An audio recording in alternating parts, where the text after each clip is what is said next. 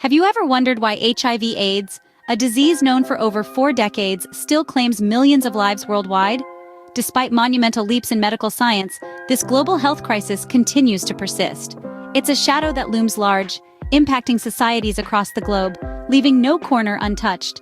The prevalence of this disease is not just a health issue, but a societal one, deeply intertwined with our cultures, behaviors, and understanding. Understanding HIV/AIDS is the first step towards fighting it. To comprehend the magnitude of this issue, we need to understand what HIV and AIDS are. So, let's dive right in. HIV, or human immunodeficiency virus, is a virus that attacks the body's immune system, specifically the CD4 cells, often referred to as T cells. These cells are a type of white blood cell that moves around the body, detecting faults and anomalies in cells as well as infections. When HIV targets and infiltrates these cells, it reduces the body's ability to combat other diseases and infections. Now let's discuss AIDS. AIDS stands for Acquired Immunodeficiency Syndrome. It's the most severe phase of HIV infection. People with AIDS have such badly damaged immune systems that they get an increasing number of severe illnesses called opportunistic infections. However, it's important to note that not everyone who has HIV progresses to this stage. Antiretroviral therapy can actually stop progression to AIDS in many cases. This brings us to the difference between HIV and AIDS. In simple terms, HIV is the virus, and AIDS is the condition it may cause. When a person is diagnosed with HIV, they have the virus in their body. Now, without treatment, HIV can progress or turn into AIDS, but this is not always the case. With proper medical care, many people with HIV can avoid ever developing AIDS. These definitions may seem straightforward, but the reality of these conditions is anything but. HIV and AIDS can affect anyone, anywhere. They impact individuals, families, communities, and even entire countries. They're not just health issues, they're human rights issues, economic issues, education issues, and more. Understanding these basics of HIV and AIDS is the first step in understanding their broader implications. The more we understand, the better equipped we are to fight these conditions, support those living with them, and ultimately, create a world where no one is left behind due to their HIV status. Knowing what HIV/AIDS are can help us understand why they are such a significant health concern. How does someone contract HIV? It's a question that many people ask. Just like any other infectious disease, HIV has its modes of transmission, but it's crucial to note that it cannot be contracted through casual contact. HIV, or human immunodeficiency virus, is primarily transmitted through direct contact with certain bodily fluids of a person who has HIV. These fluids include blood, semen, vaginal and rectal fluids, and breast milk. This contact usually happens during unprotected sex, sharing drug-injecting equipment, or from mother to child during birth or breastfeeding. Let's break this down a bit more. Unprotected sex is the most common way HIV is transmitted. This is because the virus can easily enter the body through the mucous membranes during sexual activity. It's important to note here that the risk of HIV transmission increases if either partner has a sexually transmitted infection. Sharing drug-injecting equipment like needles or syringes is another common way HIV is spread. This is because the equipment may have traces of HIV-infected blood on it. And finally, an HIV-positive mother can pass the virus to her child during childbirth or breastfeeding. However, with the right treatment and care, the risk of transmission can be greatly reduced. But here's what HIV cannot do. It cannot be contracted through air or water, or by touching, hugging, shaking hands, or sharing dishes with someone who has HIV. It is not spread through saliva, sweat, or tears unless mixed with the blood of an HIV-positive person. It's also not transmitted through insects, like mosquitoes. So why is understanding these modes of transmission so important? Well, it's because there are many myths and misconceptions about how HIV is transmitted. These myths can create unnecessary fear and stigma around people living with HIV. By knowing the facts, we can protect ourselves and others and treat everyone with the dignity and respect they deserve. And that's why understanding the transmission of HIV is so critical. Understanding how HIV is transmitted can dispel myths and reduce fear. This knowledge can empower us all to live healthier, more informed lives. Prevention is always better than cure, especially when dealing with HIV. As we delve deeper into our discussion, let's focus on the prevention and protection against HIV. It's crucial to remember that each one of us has a role to play in stopping the spread of this virus. Firstly, One of the most effective ways to prevent HIV transmission is through safe sex practices.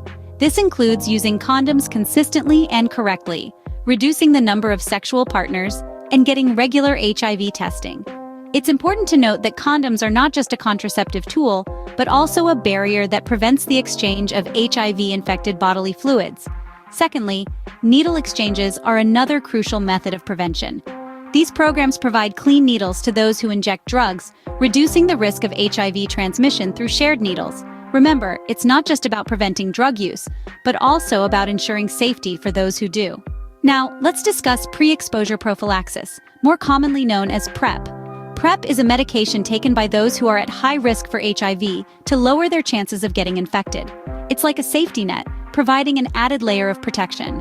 However, while it's highly effective, it's not a standalone solution and should be used in conjunction with other prevention methods. Moreover, it's essential to maintain good general health. This includes regular exercise, a balanced diet, and enough rest. A strong immune system is your first line of defense against any disease, including HIV. Lastly, education is key. The more we know about HIV, the better equipped we are to prevent its spread.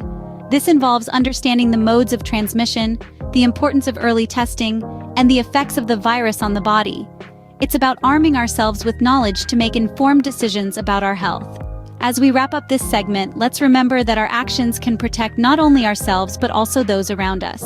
It's about being responsible, not just for our health, but for the health of our community.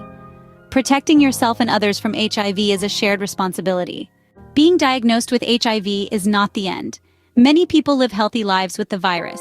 It's a reality that can be shocking, daunting, even scary. But it's also a reality that's manageable, especially with early detection and immediate treatment. Let's talk about early detection first. HIV often presents no symptoms in its early stages, which makes regular testing crucial. Knowing your status as soon as possible allows you to start treatment promptly and reduces the risk of unknowingly transmitting the virus to others. Understanding your status is the first step towards taking control of your health. Now about treatment. Antiretroviral therapy, or ART, is the standard treatment for HIV. It's not a cure, but it's a powerful tool for managing the virus. ART works by reducing the amount of HIV in your body to undetectable levels, which means the virus is so low it can't be measured by standard tests. When HIV is undetectable, it's untransmittable. That's a phrase that bears repeating. Undetectable equals untransmittable. And there's more good news. With consistent use of ART, people living with HIV can live longer, healthier lives, almost as long as people without the virus. They can work, travel, exercise, and do all the things they love. They can have relationships and start families. Women with HIV who take ART during pregnancy can give birth to babies free of the virus. It's not just about living longer, but living well. Living with HIV also means taking care of your overall health. Regular checkups, a balanced diet, regular exercise, and good mental health practices are all important. It's about comprehensive healthcare, not just managing the virus. Living with HIV is a journey, and it's one that no one has to walk alone. There's a community of support out there, from healthcare providers to support groups to loved ones. It's a journey of resilience, of strength, and of hope. With proper treatment and care, HIV can be managed effectively. Stigma and discrimination often pose significant hurdles for people living with HIV. In many societies, a diagnosis of HIV/AIDS can be a social sentence as brutal as the physical impact of the disease. This is because, unfortunately, HIV/AIDS carries with it a stigma, a mark of disgrace that can affect a person's self-image and lead to social isolation. The impact of this stigma is far-reaching. It extends beyond the individual and permeates into families, communities, and even entire societies. It's not just about the physical health implications of HIV/AIDS, but also the psychological and social burdens that come with the diagnosis. The consequences of this stigma can be devastating. People living with HIV/AIDS often face rejection, discrimination, and exclusion from social and economic life. This can result in job loss, school dropout, and even homelessness. In some cases, it can lead to violence. Moreover, the fear of stigma and discrimination can deter individuals from seeking testing, treatment, and support. This not only affects their health, but also fuels the spread of HIV. But why does this stigma exist? Well, it's often fueled by misconceptions, myths, and misinformation about HIV/AIDS. It's rooted in a lack of understanding about the disease, how it's transmitted, and who it affects. This is why empathy, understanding, and respect towards individuals living with HIV/AIDS are so important. We all have a role to play in combating this stigma. We can start by educating ourselves and others about HIV/AIDS. We can challenge stereotypes and prejudices, and we can offer support to those living with the disease. Remember, HIV/AIDS is a medical condition, not a moral failing. People living with HIV/AIDS are not to be feared or ostracized. They are individuals with hopes, dreams, and aspirations, just like anyone else. They deserve to be treated with dignity, respect, and empathy. Breaking down the walls of stigma can significantly improve the lives of people living with HIV/AIDS. Let's strive to create a world where no one is left behind because of their HIV status. Let's do our part to end the stigma surrounding HIV/AIDS. Knowledge is power, especially in the fight against HIV/AIDS. Picture this: a world where the spread of HIV/AIDS is significantly reduced, not through some miraculous cure, but through the simple act of knowledge sharing and regular testing. Sounds achievable, doesn't it? And yet, it's a step that so many of us miss. The importance of regular HIV testing for sexually active individuals cannot be overstated. It's not just about knowing your status. It's about ensuring the health and well-being of others around you as well. It's about taking control of your health, making informed decisions, and reducing the risk of transmission. Just like any other health checkup, getting tested for HIV should be a routine part of your healthcare regime. It's not something to be feared or stigmatized. It's an act of responsibility, the first step in preventing the spread of this virus. But here's the thing: getting tested isn't the end of the journey, it's just the beginning. Once you know your status, it's time to take the next step: spreading knowledge. It's about educating yourself and others about HIV/AIDS, understanding the nature of the virus, how it's transmitted, how it can be prevented, and how to live a healthy life if you're HIV positive. Because the more we know, the better equipped we are to fight this disease. Education can dispel myths and misconceptions that often surround HIV/AIDS. It can break down stigma, encourage empathy, and promote understanding. It can empower people to make safer choices and take proactive steps in their health. In a world where information is readily available at our fingertips, ignorance should not be an excuse. There are countless resources online, from scientific studies to personal stories, that can provide a wealth of knowledge about HIV/AIDS. And once you have that knowledge, don't keep it to yourself. Share it, talk about it. Break the silence that often surrounds this disease. Because every conversation, every piece of information shared, brings us one step closer to a world free from HIV/AIDS.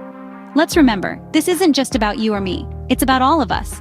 It's about creating a world where HIV/AIDS is no longer a threat, where people living with the virus are not stigmatized but supported, where everyone has access to the knowledge and resources they need to protect themselves and others. By getting tested and spreading knowledge, you can play a crucial role in the global fight against HIV/AIDS.